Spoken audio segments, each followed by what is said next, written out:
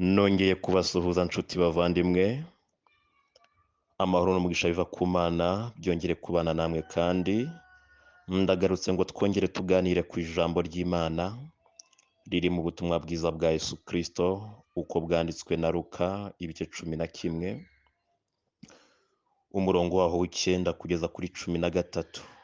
Haranditswe ngo nanjye ndababwira nti musabe muzahabwa, mushake muzabona, mukomange ku rugi muzakingurirwa, kuko umuntu wese usaba ahabwa, ushaka abona, n'ukomanga agakingurirwa. Mbese ninde muri mwe ufite umwana yamusaba umutsima akamuha ibuye, cyangwa ifi akamuha inzoka, cyangwa yamusaba igi akamuha sikoropiyo? None se ko muzi guha abana banyu ibyiza kandi muri babi, so wo mu ijuru ntazarushaho rwose guha umwuka wera abamumusabye. Haleluya! Ndabizi neza abavandimwe, dufite ibyifuzo bitandukanye. Bamwe bafite ibyifuzo muri uyu mwaka by'uko hari ibyo Imana yakora mu miryango yabo, ku buzima bwabo, ibyifuzo by'akazi n'ibindi bitandukanye. Ariko hari ikintu nshaka kugira ngo ngusabe hejuru y'ibyo byifuzo byose. Nibyo koko, ariko hari ikintu nshaka kukwibutsa ngo wongere ugitekerezeho, kandi nubona gikwiriye ugisabe. Dukeneye kuyoborwa n'umwuka wera. Ukeneye kuyoborwa n'umwuka wera. Niyo mpamvu Yesu yabwiye abigishwa ubwo bari bamusabye ngo abigishe gusenga, arababwira ngo rero, ngo ndababwira ko yuko umuntu wese usaba arahabwa, ukomanga arakingurirwa, ushatse arabona. Kandi wongeye kwitegereza neza, wasanga abantu benshi batunze muri iyi si bafite ubutunzi bw'ibi bigaragara, si uko abo bantu bose ari uko bizeye Yesu. Ndetse umenye neza ko yuko n'iyo imvura iguye ntirobanura ubutaka igwamo n'ubwo itagwamo, hashingiye ku butaka bw'abariya batizeye Yesu ngo imvura ireke kuhagwa. Iyo ni imigisha y'isi abantu bashobora kugeramo bakibonamo. Ariko Yesu arababwira ngo hejuru y'ibyo ngibyo, hejuru yo gushaka ukabona, hejuru yo gukomanga ugakingurirwa, hejuru y'ibyo byose, hejuru yo kuba wagira akazi, hejuru yo kuba wagira urubyaro, hejuru yo kuba ufite ubutunzi, hejuru yo kuba ufite amafaranga, hejuru yo kuba ufite iyi migisha y'isi, ibi byose dusangiye n'abizera n'abatizera, mukeneye imbaraga z'umwuka wera. Mukeneye kuyoborwa n'umwuka wera. Haleluya! Mu byifuzo ufite, ndagira ngo n'icyo ucyongeremo, usabe imbaraga z'umwuka wera zikuyobore muri 2023. Impamvu ya mbere n'iyi nshuti, n'iyi ngiyi, nuko hatabayeho kuyoborwa n'umwuka wera, ntibyashoboka ko gukiranuka kw'Imana kugaragara mu muntu. Niyo mpamvu Pawulo yandikira Abaroma mu bice byaho 8 yarababwiye ngo mwebwe ntimuri aba kamere, ahubwo muri ab'umwuka. Rero udafite imbaraga z'umwuka wera, utayobowe n'umwuka wera, gukiranuka kw'Imana ntigushobora kuboneka muri wowe. No mu Bagalatiya Pawulo yarabivuze, aravuga ngo rero niba mubeshwaho n'umwuka, mujye muyoborwa n'umwuka. Ikindi cya kabiri nshaka kukubwira, umwuka w'Imana atari muri twebwe, atabonetse muri wowe, ntushobora kugira guca bugufi guhesha Imana icyubahiro. Kubera ko yuko hari igihe ubona umuntu aciye bugufi, ukaba wakwibeshya kuko guca bugufi kuri muri we ari uguhesha Imana icyubahiro, ahubwo ari ugucishwa bugufi kw'ibihe yisanzemo, ariko atari uguca bugufi guhesha Imana icyubahiro.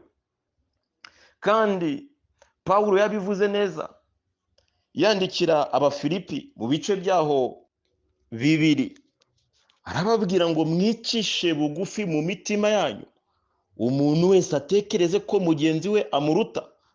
Uko guca bugufi ntigushobora kuboneka mu muntu hatabayeho kuyoborwa n'umwuka wera.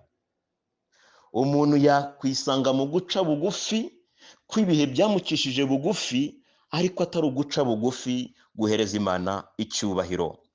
Icya gatatu, udafite kuyoborwa n'umwuka wera ntushobora kugira urukundo nyakuri rutarobanura ku butoni, urukundo rutandukanye n'ab'isi.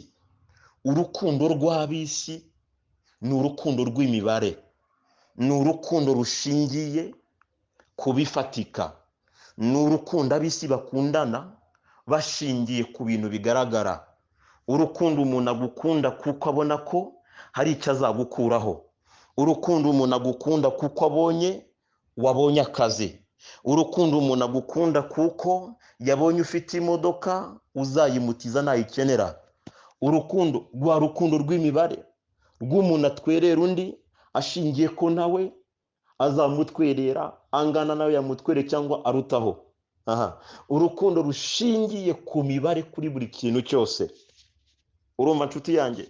Rero urukundo nk'urwo ngurwo rw'ab'isi, kandi wibuke abamaze kumenya Imana muri bo basabwa gukunda n'abatabakunda. Bagira urukundo rurenze imibare, ntibagira rwa rukundo rushingiye ngo ngukunde kuko wamaze kuba uyu, wageze ahangaha uri uyu nguyu. Ni urukundo rutarobanura ku butoni. Bibiliya ivuga ngo kunda mugenzi wawe nk'uko wikunda.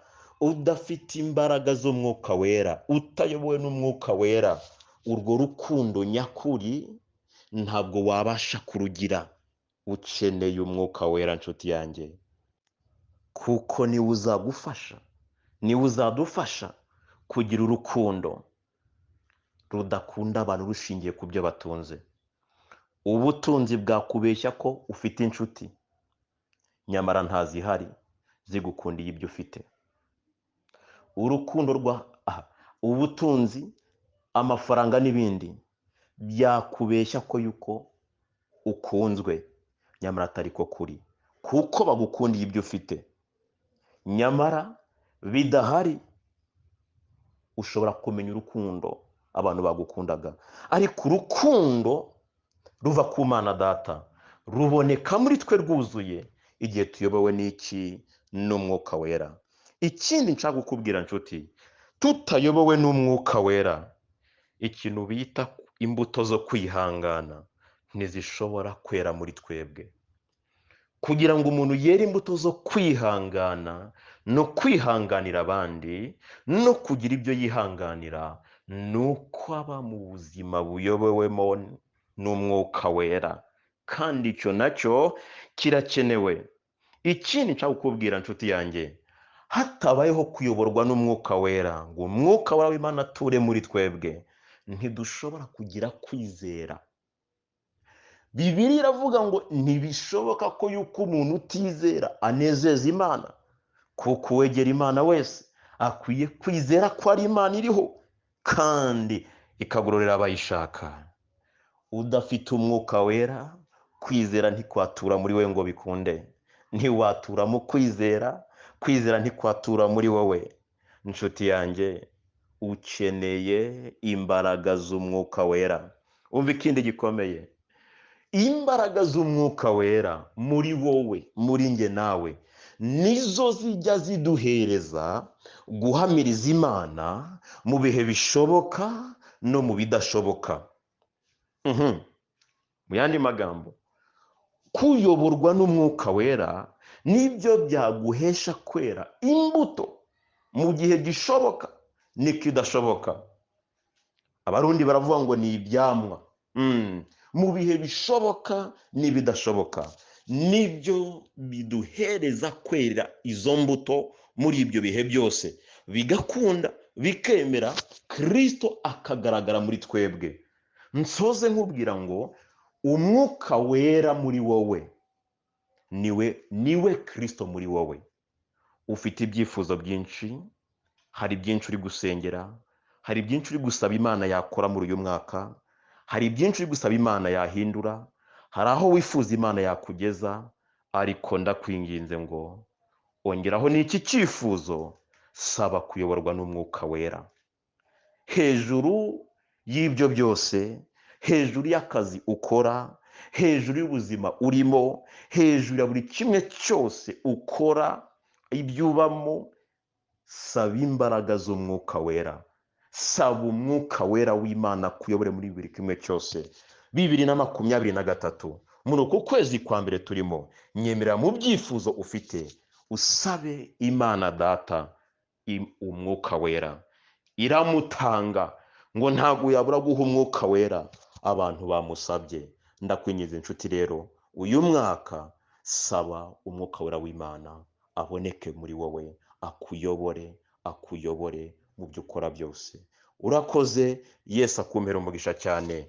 Mfasha dusangize abavandimwe ubutumwa bwiza Imana iduhaye. Urakoze, Yesu akumpera umugisha. Urahiriwe inshuti yanjye, nuhani yakuyoborwa n'Umwuka Wera. Yari mwene so Twizera Imana Gratien. Shalom, shalom, shalom, shalom, shalom.